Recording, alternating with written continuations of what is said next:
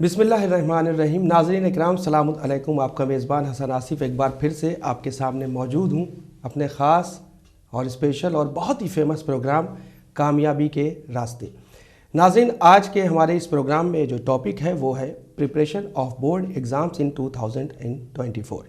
नाज़रीन, जैसा कि आपको मालूम है कि नेल्सन मंडेला ने बहुत ही अच्छा कोट कहा कि education is the most powerful weapon which we are using to change the world. नाज़रीन, ख़ासकर ये बात आती है कि हमें किस तरीके से अपनी तकदीर को बदलना है और किस तरीके से इस दुनिया में, इस ज़िंदगी में कामयाब होना है। उसके लिए हमें सिर्फ़ एक चीज़ समझ में आती है, वो है एजुकेशन। नाज़रीन, आज हम इसी टॉपिक पर बात करेंगे और सबसे पहले इस्तकबाल करते हैं, वेलकम करते हैं आपके और हमारे खुसूसी मेहमान डॉक्टर SM रज़ा साहब का। आप एक करियर काउंसलर हैं और साथ ही साथ जिस तरीके से हमें अपनी ज़िंदगी में काउंसलर की ज़रूरत होती है अपने माइंडसेट को चेंज करने के लिए, तो वो आज हमारे सामने शख्सियत मौजूद है। तो आइए सबसे पहले इस्तकबाल करते हैं सर का। सर, सलाम अलैकुम। अलैकुम अस्सलाम। और तमाम नाजरीन और स्टूडेंट का वेलकम है इस प्रोग्राम में, और तहे दिल से आपका शुक्रिया जी कि इस ख़ास प्रोग्राम में आपने दोबारा हमको यहाँ बुलाया जी। और इंसान की ज़िंदगी का सबसे बड़ा मकसद ये है कि वो आवाम के लिए काम आए जी, बेशक, और अपनी जो भी जानकारी है वो बच्चों तक पहुँचाए। और जिस तरह से आपने प्रोग्राम का टॉपिक रखा है 2024 में बोर्ड एग्ज़ामिनेशन, तो इस हवाले से एक बात बच्चों को और कहना चाहूँगा कि ज़िंदगी में वो काम जो इंसान को सिर्फ एक बार करना है जी, तो उसमें एक्यूरेसी का कितना ख्याल रखना चाहिए, ये सोचना है आपको। 10th बोर्ड का एग्ज़ामिनेशन, 12th बोर्ड का एग्ज़ामिनेशन ज़िंदगी में आपको एक बार देना है, पूरी एक्यूरेसी के साथ आपको जाना है। और कैसे जाना है, इंशाल्लाह इस प्रोग्राम में हम लोग आपको एक एक बात यहाँ से ज़रूर डिटेल करेंगे, बताएंगे, और इंशाल्लाह उन बातों पे अगर आप अमल करेंगे तो आपका बोर्ड एग्ज़ामिनेशन बहुत बेहतर होगा। सर, बहुत अच्छी बात। और बहुत सारे प्रोग्राम्स आप माशाल्लाह कर चुके हैं, बहुत ही अच्छे प्रोग्राम्स और लायक तारीफ़। और जिस तरीके से जो बच्चों का जो माइंडसेट होता है वो चेंज होता है, ख़ासकर आपके प्रोग्राम्स देखने के लिए, क्योंकि ये एजुकेशन से रिलेटेड प्रोग्राम्स है और एजुकेशन ही है जिससे इंसान आगे बढ़ता भी है। ख़ासकर जो बोर्ड एग्ज़ाम्स की हमारी बात चल रही है कि जो चाहे वो 10th या 12th ये बोर्ड एग्ज़ाम्स है, इसमें बच्चों को किस तरीके से अपने एग्ज़ाम्स की तैयारी करना है, ख़ासकर हमारे स्टूडेंट्स को बताएं। देखिए, अभी हम लोग दिसंबर के महीने में दाखिल हो चुके हैं और जनरली सारे बोर्ड के एग्ज़ामिनेशन फरवरी मिड से या मार्च में होते हैं जी। चाहे आप CBSE बोर्ड की बात करें या ICSE या UP बोर्ड या किसी भी स्टेट बोर्ड की आप बात करें, तो बोर्ड के एग्ज़ामिनेशन फरवरी मिड से स्टार्ट होकर और मार्च एंड तक चलते हैं जी। तो तकरीबन 2 महीने का वक्फ़ा है। बिल्कुल। और हर स्कूल में आप देखेंगे कि एक प्रोग्राम ऐसा होता है कि बोर्ड एग्ज़ामिनेशन के पहले स्कूल प्री बोर्ड के एग्ज़ामिनेशन कंडक्ट करता है। बिल्कुल। प्री बोर्ड का मतलब ये है कि बोर्ड में जाने से पहले आपको एग्जैक्ट तैयार किया जाए कि किस तरह के एग्ज़ाम से आप रूबरू होने जा रहे हैं जी। तो इस प्री बोर्ड एग्ज़ामिनेशन को बहुत अच्छे से हमें टैकल करना है सबसे पहले जी।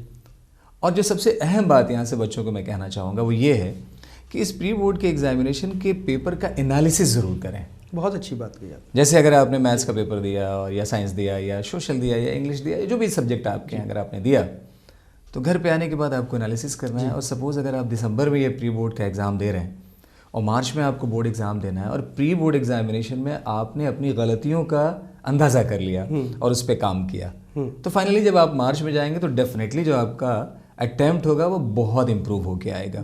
तो एनालिसिस करना है, प्री बोर्ड एग्ज़ाम को अच्छे से तैयार होके देना है और जहाँ कमियां रही हैं उन कमियों पर 2 महीने काम करना है।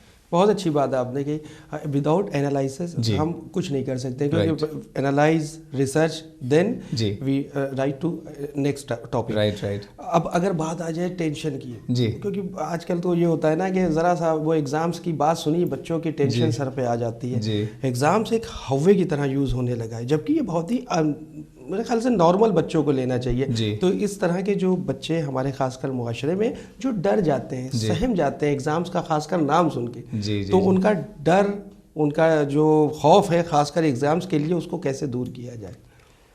देखिए, पढ़ाई का मीनिंग अगर एग्ज़ाम ना हो तो पढ़ाई का कोई मीनिंग नहीं है जी, ये हमें समझना पड़ेगा।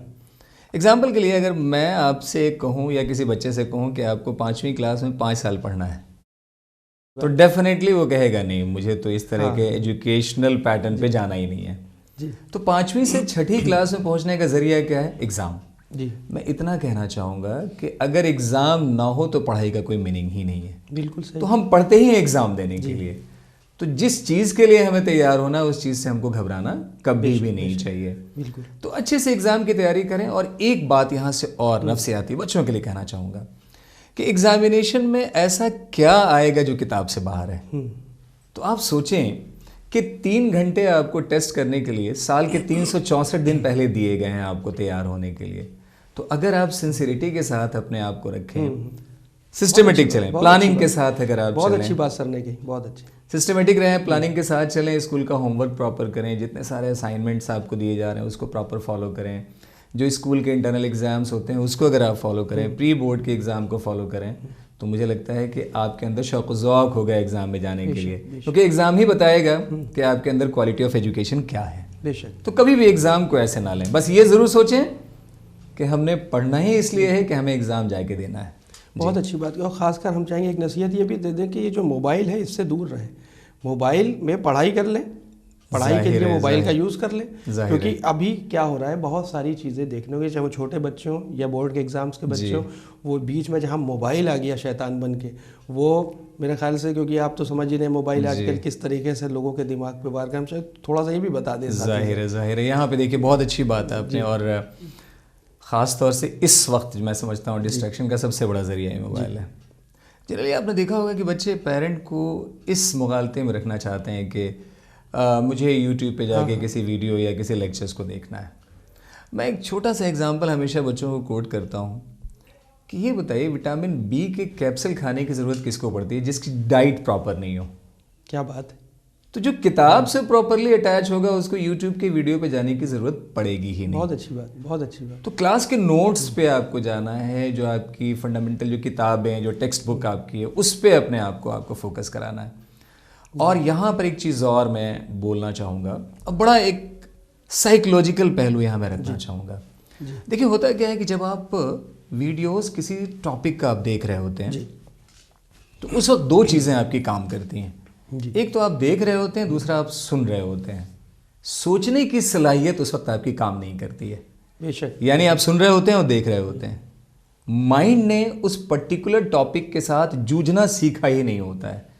अब मुझे बताएं आप कि जब आप एग्जामिनेशन में जाएंगे तो वहाँ आपको क्वेश्चन पेपर मिलेगा, जैसे क्वेश्चन पढ़ेंगे वैसे ही माइंड को आप उसके साथ स्ट्राइक करने की कोशिश करेंगे, फाइट कराने की कोशिश करेंगे। और वीडियो देखने पे ये हैबिट आपके अंदर डेवलप नहीं हो पाएगी।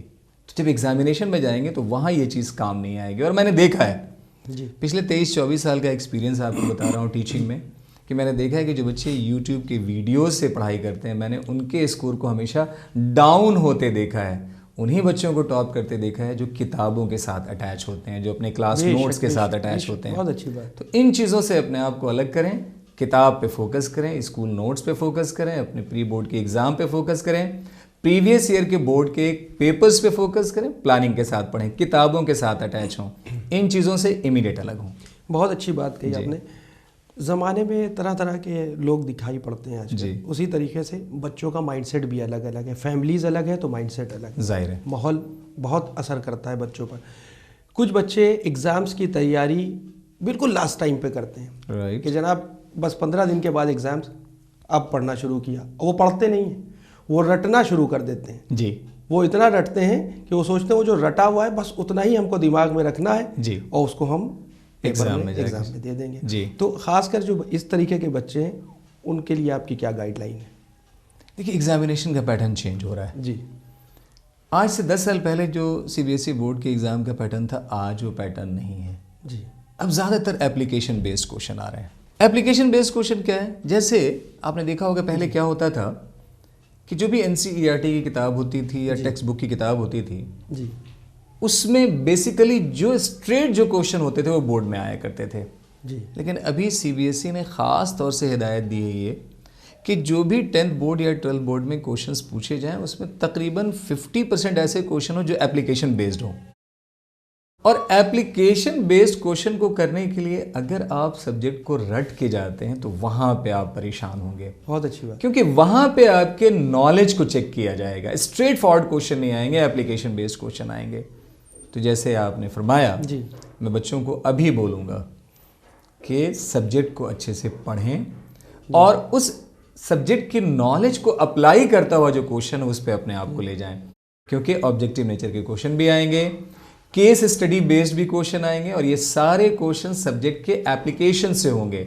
रटने से इस तरह के क्वेश्चन को आप अटेम्प्ट नहीं कर सकते। बहुत अच्छी बात जी, है। लेकिन कहीं कहीं पे कुछ ऐसी मंतिक हो जाती है कि वो पेरेंट्स जो है अपने बच्चों पर साल भर तो ध्यान नहीं देते। वो कह लें कि अपने बिजनेस में बिजी हैं, जॉब में बिजी हैं, वालिदा हैं, हो सकता है टीचिंग में हो या किसी जॉब में, लेकिन जब एग्ज़ाम सर के ऊपर आ जाता है तो वही वालिदैन, वही पेरेंट्स प्रेशर बना दे लगते हैं, खासकर बच्चों पर, और इतना प्रेशर बनाने लगते हैं कि बच्चे टेंशनलाइज हो जाते हैं और वो प्रेशर जो होता है वो स्ट्रेस क्या रूप ले लेता है। जी। तो अब हम खासकर चाहेंगे कि आप उन वालिदैन के लिए भी जो पेरेंट्स हैं खासकर, कि उनको बच्चों को किस तरीके से कितना प्रेशर डालना है या साल भर उनकी पढ़ाई पे ध्यान देना है या एक बार में सब कुछ रटवा देना है, तो दोनों के लिए क्या मतलब रेपो होना चाहिए। जी, बहुत ही बेहतरीन आपने सवाल रखा है, शुक्रिया।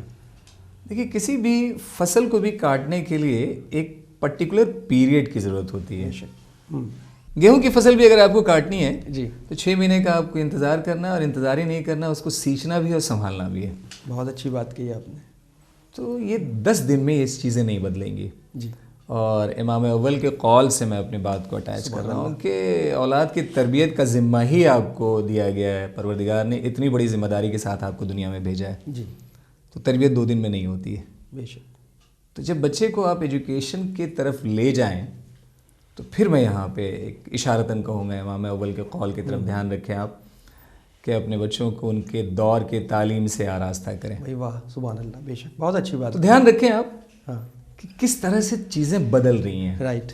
कंपटीशन का ज़माना है, बच्चे को ऐसे एंट्रेंस एग्ज़ाम के लिए तैयार करना है जहाँ 20 लाख बच्चे बैठते हैं, 90,000 सीट्स होती हैं, 10 लाख बच्चे बैठते हैं, 11,500 सीट्स होती हैं, बहुत सारे डिफरेंट एंट्रेंस एग्ज़ाम से उसको गुजरना होता है।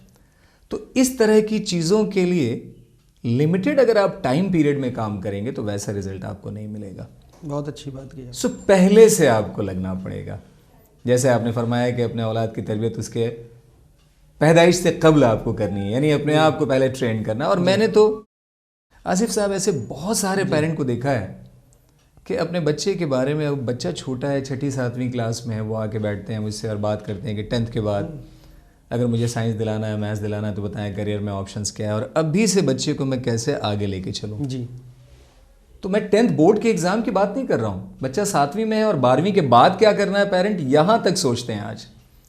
और ऐसे ही बच्चों के मद्दे मुकाबिल आपको अपने बच्चे को लेके जाना है, तो आप सोचें कि आपकी जिम्मेदारी क्या है। बेशक बेशक। तो आखिरी वक्त में प्लीज़ आप उस पर प्रेशर मत बनाएं, बिल्कुल उसके साथ आप लगें, पहले से लगें, आप अपनी जिम्मेदारी समझ कर एटलीस्ट 2 घंटे तो रोज़ बच्चों को निगरानी में अपनी एकदम स्कूल के बाद यस अपने सामने बच्चे यहाँ बैठ के पढ़ते हैं। अच्छा डॉक्टर साहब, हमारे भी वालिद बचपने में जैसे स्कूल से आए वो क्या बोलते थे कि लिखो। जी। पापा लिखो, समझिए मैं लिखो क्या। वो बोलते थे कि पढ़ो तेज़ आवाज़ में और उसी स्पीड से लिखो, 5-5 पन्ने मुझे लिख के दिखाओ। जाहिर है। तो उससे क्या होता था, बोलते थे तुम्हारी स्पीड बढ़ेगी, लिखने की स्पीड तेज़ होगी, पढ़ने की पावर आएगी, स्किल बढ़ेगी। जी। तो ये आजकल बच्चों को खासकर जो वालिदैन हैं उन्हीं के लिए कि आप उनको ये भी बताएं कि किस तरीके से जो रीड और राइट का तरीका है तो वो क्या होना चाहिए और किस तरीके से बच्चों को। अब यहीं पे एक सवाल और इसी में हम जोड़ दें जी कि एग्ज़ाम्स की तैयारी तो आ गई है जी, और साथ ही साथ प्रेशर भी है और प्रेशर के साथ साथ टाइम को मैनेज भी करना है। राइट। तो वो बच्चों को किस तरीके से लेके चलना है कि टाइम भी मैनेज करना है, एग्ज़ाम भी देना है और प्रेशर भी ना हो। घर में माहौल का होना बेहद ज़रूरी है। जी। और जैसे आपने मोबाइल का जिक्र किया था, जनरली हमने देखा है कि ख़ुद भी जो वालिदैन है वो ख़ुद इसके साथ अटैच होते हैं। जी। तो घर में जैसा आप माहौल डेवलप करेंगे रिज़ल्ट वैसे ही आपके सामने आएगा। बहुत अच्छी बात आपने बिल्कुल। तो मेरा ये मानना है कि जब भी आप घर आएँ ऑफिस से घर आने के बाद जी आप थोड़ा रिलैक्स हों। रिलैक्स होने के बाद मैं अपनी आपको प्रैक्टिकल आपको एग्जांपल में दे रहा हूँ। मैं भी जब घर पहुँचता हूँ, मेरे भी 2 बच्चे हैं और मैं देखता हूँ कि अगर वो पढ़ाई के साथ अटैच नहीं है तो चाय वगैरह लेने के बाद मैं खुद टेबल पे अपनी किताब कोई खोल के बैठ जाता हूँ और 15 या 20 मिनट के बाद देखता हूँ कि दोनों बच्चे हमारे आसपास किताब लेके बैठ जाते हैं। तो माहौल बनाना पड़ेगा। बहुत अच्छी बात है आपने। मज़हबी किताब पढ़ना आप शुरू करें, आप न्यूज़पेपर पढ़ना शुरू करें, ऐसा एक कल्चर डेवलप करें उस जगह पे कि बच्चा अपने आप को मजबूर पाए कि नहीं अब मुझे भी किताब खोल के बैठना है। बहुत अच्छी बात। तो ये चीज़ें आपको प्रैक्टिकली अपने साथ अडॉप्ट करनी पड़ेगी। और एक चीज़ और मैं यहाँ पे मैं कह रहा हूँ, देखिए टेम्परामेंट, सोच की यहाँ पे एक जो बात आती है सामने, वो मैं रखना चाह रहा हूँ। अभी तक हमने देखा है कि मज़हब में अपने यहाँ ख़ास तौर से इल्म का हासिल करना उस मजहबी उमूर के तौर पे लिया ही नहीं गया है जैसे दीगर चीज़ों को लिया गया है। जिस दिन आप महसूस करें, जैसे आपके सामने अगर हदीस किस्सा पढ़ी जा रही हो या अगर कुरान की तिलावत की जा रही हो, तो डेफिनेटली ना तो आप उस वक्त मोबाइल ऑपरेट करते हैं और ना ही आप टीवी खोलते हैं। इसी तरह से सोचें, अगर आपका बच्चा साइंस की, मैथ्स की किताब अगर ओपन करके बैठा है, तो घर में आपको टीवी नहीं ओपन करना है और ना ही मोबाइल ऑपरेट करना है। ये सोचना है कि एक मजहबी उमूर को, एक मजहबी काम को वो अंजाम दे रहा है। तो जब तक अपनी सोच इस तरह से आप बदलेंगे नहीं, घर में एक अच्छा माहौल डेवलप नहीं होगा, और जब तक माहौल डेवलप नहीं होगा, बच्चा उस माहौल के साथ अपने आप को सिंक्रोनाइज नहीं कर पाएगा। बेशक बेशक। तो ये जिम्मेदारी हमारे ऊपर है कि हम किस तरह का कल्चर घर में प्रोवाइड कर रहे हैं। तो प्रेशर कतई मत बनाएं जी, पहले से प्लानिंग करें। और बच्चे के साथ, जैसे आसिफ साहब ने कहा कि आने के बाद ये भी बहुत बड़ी आपकी ड्यूटी है, जो 8 घंटे आपने दूसरों की ड्यूटी दी है, अब 2 घंटे अपनों की ड्यूटी आपको देना है। एक बार किताब खोल के देख लेना है कि बच्चे ने क्या किया है। बहुत अच्छी बात की। जो कुछ कह रहे हैं डॉक्टर रज़ा साहब कह रहे हैं जी, हम नहीं कह रहे हैं, हम आपके सामने बैठे हैं जी। मैं कुछ नहीं हूँ, जो है सर जी प्लीज़ सर। अच्छा ये बताइए कि जिस तरीके से देखा जाए, अगर किसी बच्चे की, खासकर स्टूडेंट्स की, अपने किसी सब्जेक्ट में या किसी सिलेबस की तैयारी नहीं है और बोर्ड के एग्ज़ाम भी सर के ऊपर है जी, तो ऐसे में उसे क्या करना चाहिए? देखिए, एक तो ये है कि सबसे पहले मैं उन बच्चों के लिए जो बच्चे छोटे हैं, अभी 8-9th में हैं, पहले उनको मैं कहूँ कि पूरे साल आपको तैयारी करनी है। पूरे बोर्ड एग्जामिनेशन के लिए 1 साल का वक्फा आपको दिया जाता है जी। 1 साल के सिलेबस को अगर बहुत शॉर्ट ड्यूरेशन में आपको कंप्लीट करना हो, परेशानी तो है जी, लेकिन अब जैसे आपने बताया कि अगर ये परेशानी से मैं 2-4 हूँ, तो इसके लिए क्या करना है।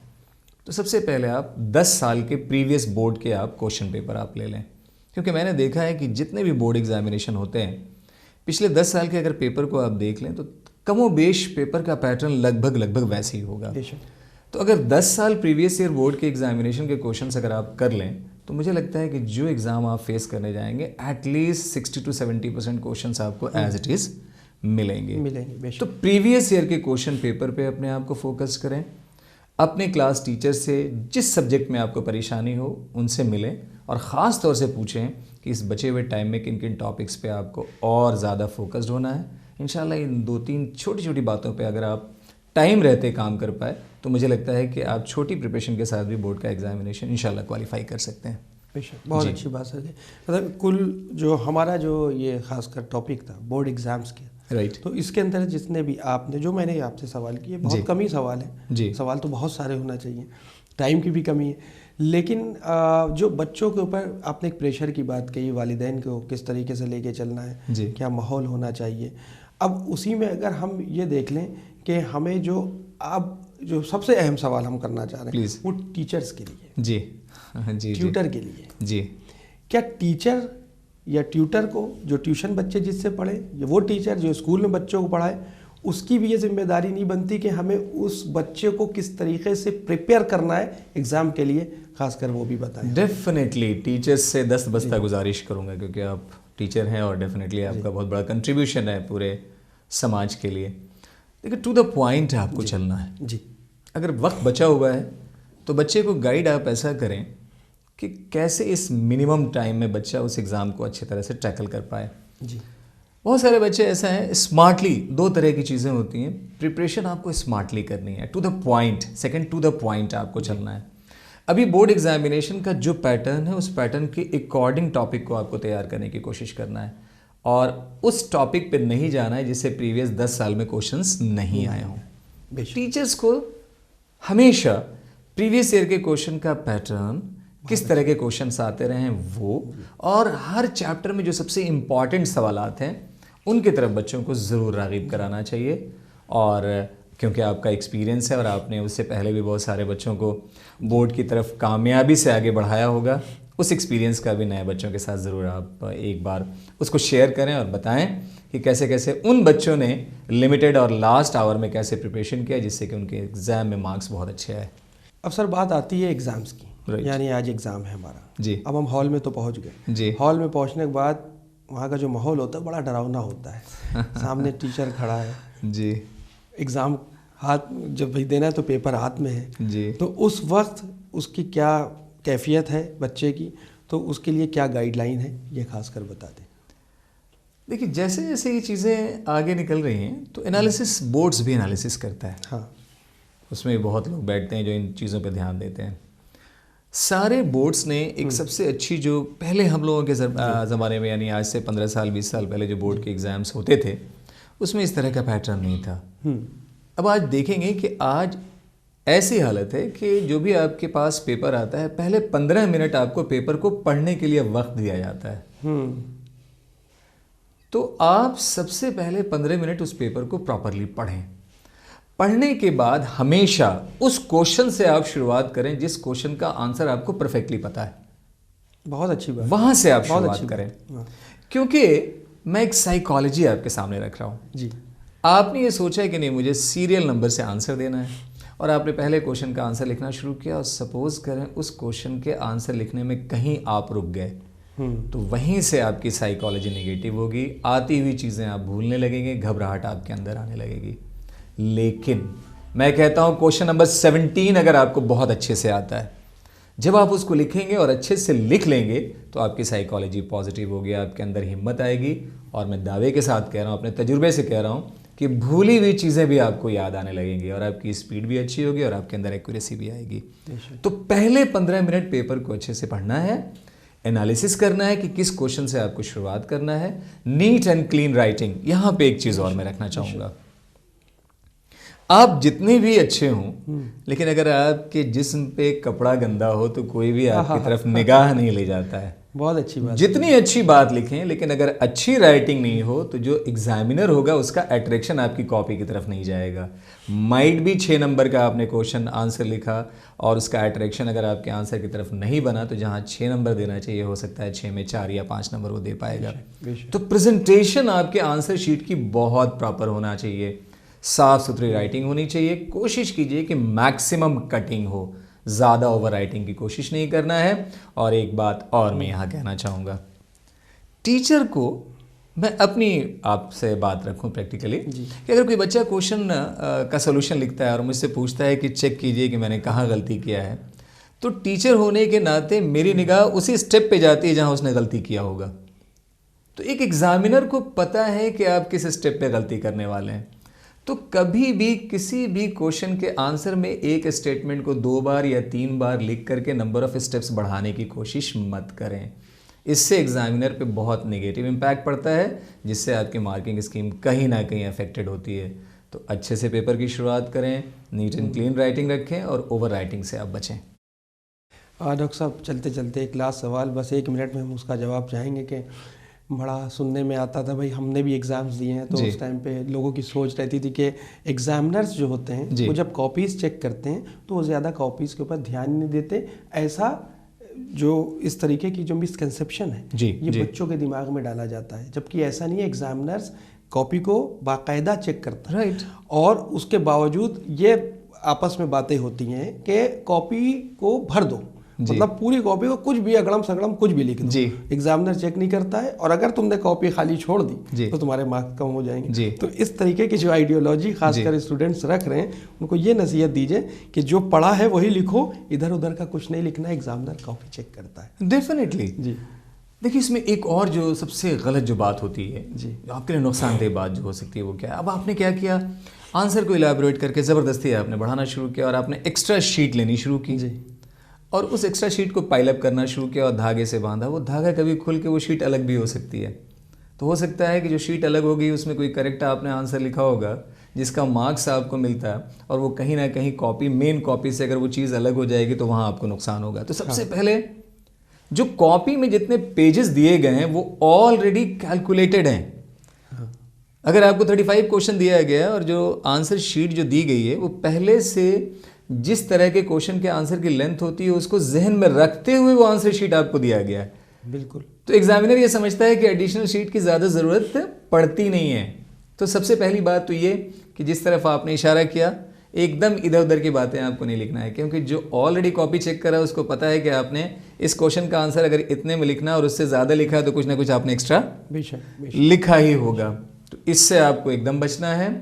एक्स्ट्रा आंसर शीट लेने से भी अगर ज़रूरत हो तो आप लें, अदरवाइज आप बचें। टू द पॉइंट आप लिखने की कोशिश करें। और जो एग्जामिनर के सिलसिले में आपने कहा, जहां भी कॉपी चेक होती है, एक तो एग्जामिनर होता है और एक हेड एग्जामिनर भी होता है।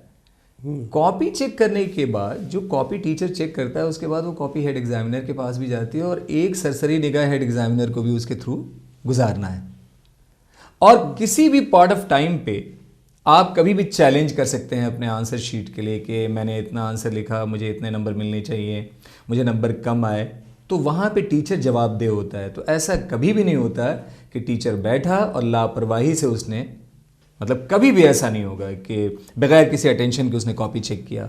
तो एक एक टू द पॉइंट, एक एक चीज़ों पे निगाह होती है। और चीज़ें बहुत बदल रही हैं सर, बिल्कुल। नंबर ऑफ आवर्स भी एग्जामिनर को अलॉट होता है और उतने आवर में सिर्फ उतनी ही कॉपियां चेक करनी है। उनके ऊपर बहुत सारी कॉपियों का दबाव नहीं होता है। अब वो पहले नहीं रहा कि एक ज़िले में 100 टीचर होते थे, अब आजकल एक ज़िले में 1000 टीचर होते हैं और एक एग्जामिनेशन सेंटर पे 1000 टीचर होते हैं। तो टीचरों को भी जैसे पहले एक टीचर को 1000 कॉपी मिलती थी, अब ऐसा नहीं होता है। एक टीचर के पास 200 या 500 कॉपियाँ होती हैं। तो बहुत उनके पास अप्रोप्रिएट टाइम होता है और बहुत आराम से वो आपकी कॉपियों को चेक करते हैं। तो कभी भी सब्जेक्ट से बाहर निकलने की कोशिश नहीं करें, टू द पॉइंट लिखने की कोशिश करें। बहुत अच्छी बात सर, बहुत बहुत शुक्रिया। ये खासकर जो आपने माशाल्लाह बहुत सारे इसमें एपिसोड्स आपने किए हैं और दर हकीकत ये बात कहीं ना कहीं ढकी छुपी नहीं है कि ये जो कामयाबी के रास्ते जो प्रोग्राम है, बहुत ही फेमस प्रोग्राम है हमारे चैनल विन का, और इसको हम लोग चाहते हैं और इसी तरीके से आगे चलता रहे, क्योंकि ये कहीं ना कहीं हमारे खासकर जो यूथ है उनके लिए नसीहत है, उनके लिए एक यहाँ से भी प्रिपरेशन हो रही है, वहाँ से भी हो रही है, तो यहाँ से भी हो रही है। जाहिर है। तो फिलहाल हम इजाज़त चाहते हैं, इंशाल्लाह फिर आपसे मुलाकात करेंगे नेक्स्ट एपिसोड में इंशाल्लाह। हमें और हमारी टीम को इजाज़त देना। बहुत बहुत शुक्रिया आपका। और बच्चों से मैं ख़ास तौर से फिर अपनी बात रिपीट करूँगा जी कि 10th एंड 12th बोर्ड का एग्जामिनेशन ज़िंदगी में एक बार देना है। यहाँ पे एक चीज़ और मैं ऐड कर रहा हूँ जी, आपकी इजाज़त से। बिल्कुल। जनरली बच्चे ये सोचते हैं कि अब 10th 12th बोर्ड क्या करना है, मुझे तो आगे चल के इंजीनियरिंग या मेडिकल करना है, उसके बाद जॉब लेनी है। मैं एक एनालिसिस आपको बता रहा हूँ। मैं देख रहा था इससे 3 साल कबल जी 4 बच्चों ने बल्कि 100 बच्चों ने एक साथ इंजीनियरिंग किया, कंप्यूटर साइंस इंजीनियरिंग से, वो भी IIT के प्रोडक्ट। और एक कंपनी के रिक्रूटमेंट के लिए उन दोनों ने, सारे 100 बच्चों ने टेस्ट दिया। 100 में से 4 बच्चे टॉप सेलेक्ट हुए। किसी कंपनी को उनको हायर करना था। ओके। उन चारों बच्चों के इंटरनल एग्जामिनेशन में जो जॉब के लिए था, चारों के मार्क्स एक जैसे थे। अब बच्चों से यहाँ मैं कह रहा हूँ, उन चारों में कंपनी को एक बंदे को हायर करना था। वहाँ आपको जान के हैरत होगी कि कंपनी ने क्राइटेरिया बनाया है कि इन चारों में बोर्ड में 10th और 12th में किसके मार्क्स ज़्यादा हैं। तो उसके बेस में फिर 4 में से एक का जॉब के लिए सिलेक्शन हुआ। तो कभी भी जहन में ये मत लाइएगा कि आगे चल के 10th और 12th बोर्ड के एग्ज़ाम के मार्क्स की कोई अहमियत नहीं होती है। हमेशा होती है। जहाँ 100 में एक को चुनना होगा, वहाँ पे कोई ना कोई चीज़ ऐसी ज़रूर तलाश की जाएगी जिससे फ़र्क ज़रूर डेवलप हो। तो बोर्ड के एग्ज़ामिनेशन को बहुत अच्छे से लीजिए। चैनल विन की तरफ से, हम दोनों की तरफ से बहुत सारी आपको दुआएं कि आप बोर्ड एग्ज़ामिनेशन में बहुत अच्छा करें। शुक्रिया डॉक्टर साहब। तो नाज़रीन, आपको ये ख़ासकर हमारा प्रोग्राम यकीनन अच्छा ही लगा होगा। अच्छा प्रोग्राम है, अच्छा लगना भी चाहिए। इंशाल्लाह हम और डॉक्टर साहब फिर हाजिर होंगे, आपके सामने मौजूद रहेंगे इसी तरीके से। हमें और डॉक्टर साहब को इजाज़त दें और देखते रहें चैनल विन पैगाम इंसानियत। हाँ, जाते जाते एक बार फिर से बता दूं, आप अपना फ़ीडबैक हमें हर बार की तरह इस बार फिर से winislam@gmail.com पर ज़रूर सेंड करें। देखते रहें चैनल विन। शुक्रिया, खुदा हाफिज़।